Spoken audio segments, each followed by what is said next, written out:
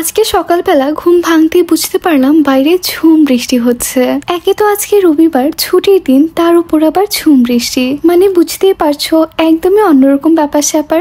বৃষ্টিটা দেখেই তো আমার মন ভালো হয়ে গেল। বৃষ্টি আমার অনেক বেশি পছন্দের, তবে টরন্টোতে এত সুন্দর বৃষ্টি আগে আমার কখনো দেখা হয়নি। সব সময় দেখতাম সম্পূর্ণ সপ্তাহ জুড়ে মুষলধারে বৃষ্টি হচ্ছে, তবে আজকে কিন্তু একদম আমাদের দেশের মতো ঝুম বৃষ্টি পড়ছে। আর সকাল সকাল এত সুন্দর বৃষ্টি দেখে আমার বাঙালি মন তো দেশি নাস্তা খাওয়ার জন্য একদম উদ্গ্রীব হয়ে গিয়েছে। যেহেতু টুকিটাকি রান্না বান্না জানা আছে, এই জন্য দেখা যায় মন চাই নিজের পছন্দের যে কোনো দেশি খাবার বানিয়ে নিতে পারি। আবার কেউ ভেবো না বৃষ্টি দেখে আমি রান্না করতে চলে এসেছি। সত্যি বলতে বিদেশে একজন ইন্টারন্যাশনাল স্টুডেন্ট হিসেবে সবকিছু একা একা ম্যানেজ করার পরে গরম কোনো খাবার রান্না করার এনার্জি কিংবা সময় কোনোটাই হয়ে ওঠে না আমাদের। এখন তোমরা যে রান্নার ক্লিপস গুলো দেখতে পাচ্ছ, এগুলো হচ্ছে গতকালকে রাতের ক্লিপ। তবে গতকালকে রাতেও কিন্তু আমি জানতাম না সকালবেলা এত সুন্দর বৃষ্টি হবে আর আমার এই দেশি খাবারগুলো খেতে ইচ্ছা করবে।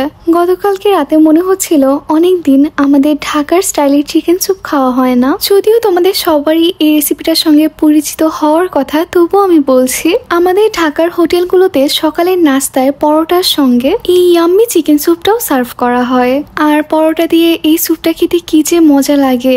তোমাদের কার কাছে কেমন লাগে এই খাবারটা আমার জানা নেই, বাট আমার অনেক ফেভারিট একটা আইটেম এটা। তবে মজার ব্যাপার হচ্ছে আমার কিন্তু আগে কখনো চিকেন স্যুপটা বানানো হয়নি, আজকে আমি প্রথমবারের মতো ট্রাই করছি।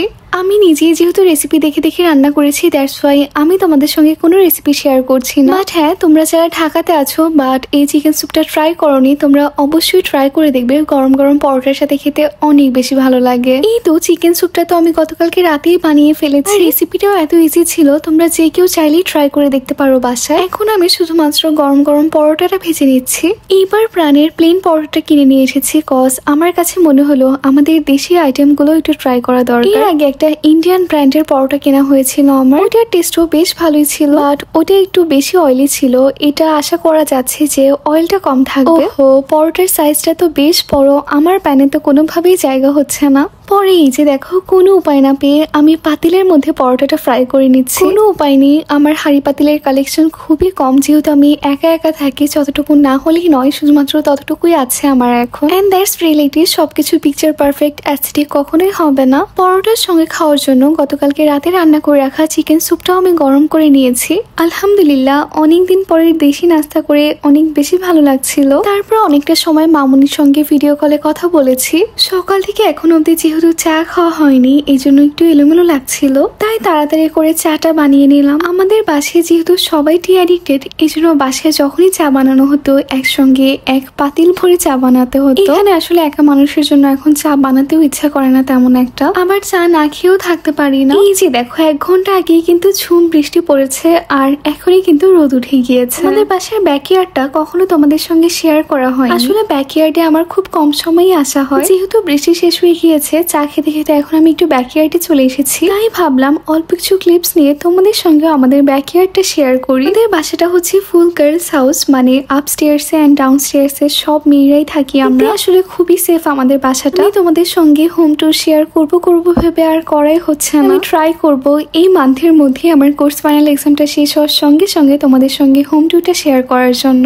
On the afternoon I have received a parcel all way from the United states. আমার মিনি ব্লগে তোমাদের সঙ্গে শেয়ার করেছিলাম, বাট তোমরা কেউই গেস করতে পারোনি পার্সেলের মধ্যে কি ছিল। এখন তাড়াতাড়ি আনবক্সিং করে দেখা যাক পার্সেলের মধ্যে আসলে কি আছে। তোমাদের কেউ আর সাসপেন্সে রাখতে চাই না। I had just received a beautiful handbag from the luxurious brand teddy Blake, new York. তোমরা যারা লাক্সারিয়াস ব্র্যান্ড গুলোর হ্যান্ডব্যাগ কিংবা পার্স গুলো ক্যারি করতে পছন্দ করো, তোমরা কিন্তু মাস্ট বি টেডি ব্লেকের কালেকশন গুলো দেখবে। জেনুইন ইতালিয়ান লেদার দিয়ে ওদের ব্যাগ গুলো মেক করে থাকে, খুবই সুন্দর নিখুঁত করে বানানো ক্রাফটম্যানশিপ গুলো।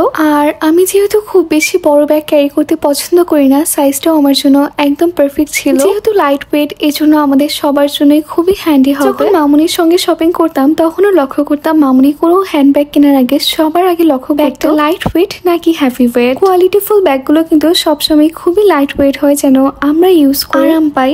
টেডি ব্লেকের ডিজাইন টিম যেহেতু ইতালিয়ান রিনাউন্ড লাক্সারিয়াস ব্র্যান্ডের ডিজাইনার দিয়ে মেড করা হয়েছে, এই জন্য ওরা কিন্তু প্রত্যেকটা ব্যাগ এমন ভাবে ডিজাইন করে যেন যে কোনো স্টাইলের মানুষের সঙ্গে মানিয়ে যায়। ডিজাইনগুলো বেশ ইউনিক হয় এন্ড প্রাইসও বেশ অ্যাফোর্ডেবল থাকে। আসলে আমরা যারা লাক্সারিয়াস ব্র্যান্ডের হ্যান্ডব্যাগ কিংবা পার্স ক্যারি করতে চাই, কিন্তু অনেক সময় দেখা যায় বাজেটের সঙ্গে ম্যাচ করতে পারি না। আমাদের জন্য কিন্তু টেডি ব্লেক এই সুন্দর ইউনিক ব্যাগগুলো লঞ্চ করে থাকে, যেন বাজেট ফ্রেন্ডলি হয় এন্ড আমরা সবাই ইউজ করতে পারি। তবে একই সাথে ওদের প্রিমিয়াম কোয়ালিটি নিয়ে কিন্তু কোনো ডাউটস নেই। $500 to $700 এর মধ্যে আমরা যেন প্রিমিয়াম কোয়ালিটির একটা বাজেট ফ্রেন্ডলি ব্যাগ ক্যারি করতে পারি, সেই জন্যই কিন্তু টেডি ব্লেক একদম বেস্ট একটা অপশন। তোমরা যদি আমার কোড ইউজ করে তোমাদের পছন্দের টেডি ব্লেকের ব্যাগটা অর্ডার করো, তাহলে কিন্তু পেয়ে যাচ্ছ 10% ডিসকাউন্ট। আমি ব্যাগের ওয়েবসাইট লিঙ্কটা ডিসক্রিপশন বক্সে দিয়ে দিব, তোমরা কিন্তু চেক করতে ভুলো না। সেই সঙ্গে আমার ব্যাগটা কেমন হয়েছে সেটাও কিন্তু কমেন্ট করে জানিও। আজকে সন্ধ্যাবেলায় চিড়ি বিচে বেড়াতে গিয়েছিলাম। বাসার আশেপাশে এত বিচ আছে যে রিফ্রেশমেন্টের জন্য আমাকে আর খুব বেশি কষ্ট করতে হয় না, যখন ইচ্ছা আমি বিচে চলে যেতে পারি।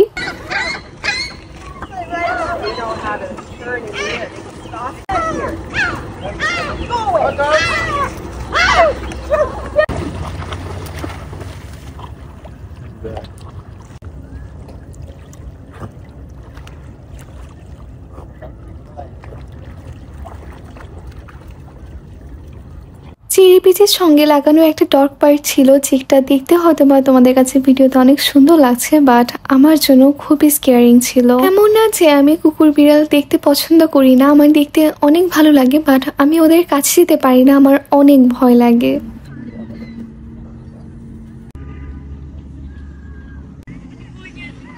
না, ওদের তো কুকুর না। আজকের ওয়েদারটা খুব সুন্দর ছিল, অনেকটা সময় বিচে বসেছিলাম, কিন্তু কুকুরগুলোর জন্য আসলে আমার এত বেশি ভয় লাগছিল যে আর খুব একটা টাইম স্টে করতে ইচ্ছা করছিল না। এই বিচের ঠিক পাশে পলসন পিয়ার ভিউ পয়েন্ট নামে একটা প্লেস আছে, যেখান থেকে আমরা ডাউন টাউনের খুব সুন্দর একটা ভিউ দেখতে পাবো। জন্য বিচ থেকে ডিরেক্ট আমরা ওখানেই চলে যাচ্ছিলাম।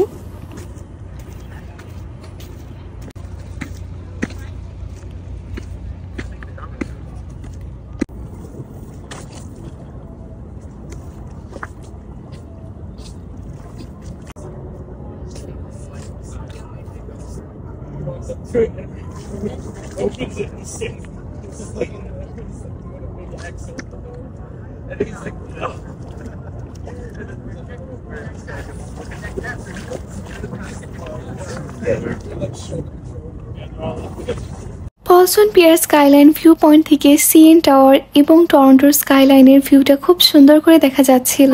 আমার কাছে এই ভিউটা দেখতে অনেক বেশি ভালো লাগে। বাসায় যাওয়ার পথে এই সুন্দর রেড মুনটা এনজয় করছিলাম, আর আমার কাছে মনে হচ্ছিল যে আরেকটু কিছু সময় কেন বিচে থাকলাম না। বিচ থেকে কিন্তু চারটা দেখতে আরো বেশি সুন্দর লাগতো, বাট অলরেডি অনেকটাই লেট হয়ে গিয়েছে, এখন আমাকে বাসায় চলে যেতে হবে।